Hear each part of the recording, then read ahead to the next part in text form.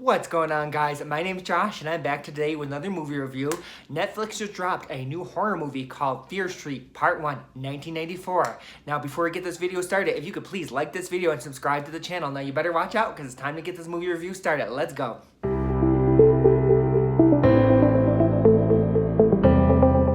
Fear Street Part 1, 1984 is a new horror film that just hit Netflix. This movie is actually one of three, and the other movies will be released on Netflix as well. And this movie is a 2021 American teen horror film and is directed by Leah Jenick. And these movies are based on the books by R.L. Stine. And the cast of this movie stars Kiana Madeira as Dina, Olivia Scott Welch as Sam. We have Benjamin Flores Jr. as Josh, Julia Raywald as Kate, and Fred Hedginger as Simon.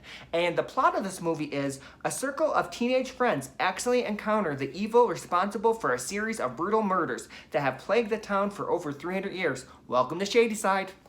So going into this movie, I actually had no clue what Fear Street 1994 was. Judging by the title, I definitely knew it was a horror film.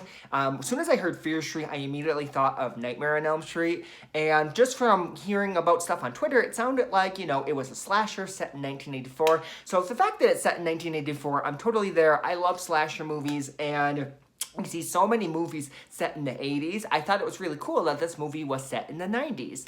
And I gotta say, I was definitely really surprised because I love this movie. This movie, I really enjoyed it. And I know sometimes on Netflix you can get there's some bad horror movies on there.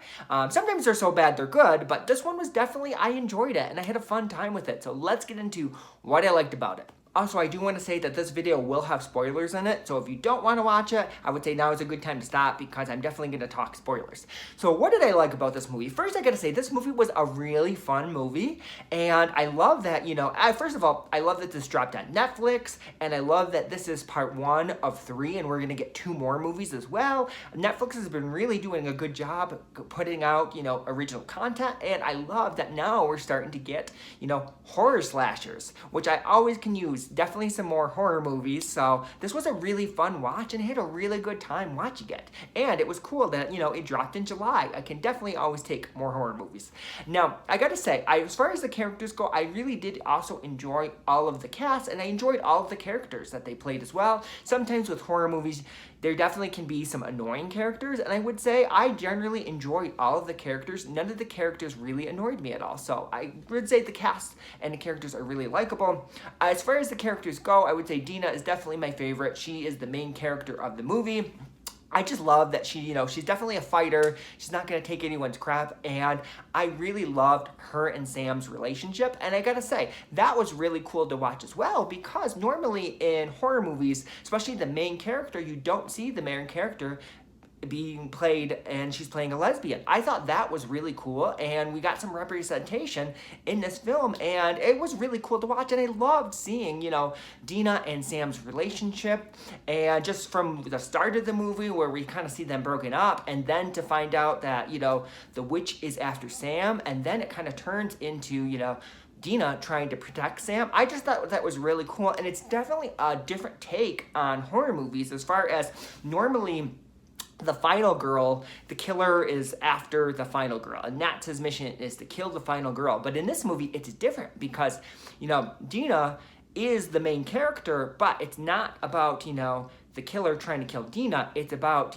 this witch, summoning all these murderers, these dead murderers, to kill Sam. So it turns out to be where, despite, their differences in the very beginning, Dina loves Sam, and when she realizes that, this witch is trying to kill Sam, it turns into, Dina protecting the one she loved. And I thought that was awesome, and it was definitely a different take on, that main character. And I love seeing Dina as a protector and just going out of her way and doing everything she can to fight for her love. So I thought that was really cool as well, and I really did enjoy her character, and I enjoyed Sam as well. I would say out of the other characters I loved her little brother Josh. I just liked him in the movie as well. I thought he was funny, and I loved that he was using the internet in 1994. Which, granted, I was born in 85, so I don't even remember using the internet till I was probably like 13, 14, but I don't know. Anyways, though, I did like all of his scenes as well. And I gotta say, I love that this movie was set in the 90s. I loved all the music in this movie and just all those references as well. The music was really cool. I will say, I really did enjoy the music as well. And I did gotta say, I do want to give a shout out to the character Kate in the movie as well. There's one point where she does my go-to move. She attacks the killer with hairspray and a lighter, and I thought that was awesome because if you know me, if I'm ever attacked in a horror movie or in real life and I'm locked in a bathroom and someone's trying to break in to kill me, just better believe that I'm gonna have hairspray and a lighter and I'm gonna hairspray your face off. I know, sorry, I'm dumb. But that is my go-to move. Like anytime I'm like, oh, I'll get the hairspray and lighter out, you better watch out. But overall though, I would say, I gotta say, when this movie first started watching this movie, I definitely compared it a lot to Scream. It definitely reminded me of Scream a lot, especially, you know, we had an opening kill. That's very Scream. I gotta say, the opening kill too, I love the location of that, the fact that it was set in a mall. Malls are definitely creepy, especially when everyone's gone. Malls are definitely really creepy, and I love that the opening kill was set in the mall. There's definitely a lot, though, in the beginning that reminded me of Scream. Even them in the bathroom, where they were talking, definitely reminded me of Sydney when she was in the bathroom. And just even the way the characters talk to each other a lot, especially in the very beginning, definitely reminded me of Scream. We even had a scene where, you know, someone was running up the hallway with like a dummy strapped to their back, and it kind of startled some of the characters. That definitely reminded me of, you know, when someone dressed up as Ghostface and ran up the hallway and scared Sydney, Stu, and Tatum. So definitely, I feel like this movie reminded me of Scream a lot. Where I feel like I got really into this movie is once it kind of broke away from that and this movie really became its own is when it was revealed that, you know, the witch was causing all of this. And the witch has pretty much, Sam's blood has disturbed the witch's grave, and now she wants to kill Sam. And she's going to do that by, you know, bringing back these dead killers that the fact that this, you know, witch can possess a human and make them turn into a killer is really crazy as well. And the fact that she's been haunting this town for all these years, and the fact that, you know, she brought all these dead killers back to kill Sam, I just think that was definitely original. And when the movie, for me, after that was revealed is when I really got into this movie, because that's when I felt this movie was the most original. That's when this movie made it its own. It was its own lore. And I really enjoyed the lore as well. I like just them exploring, you know, learning about this witch and then learning about all these different killers. You know, we definitely had quite a few different killers, and some of them were definitely really creepy. We had the girl with the razor blade, you know, we had the guy with the skull mask, and we had that creepy guy with the axe. All three killers were definitely pretty scary, especially the guy with the axe. And I just really liked that we kind of got a variety of killers as well.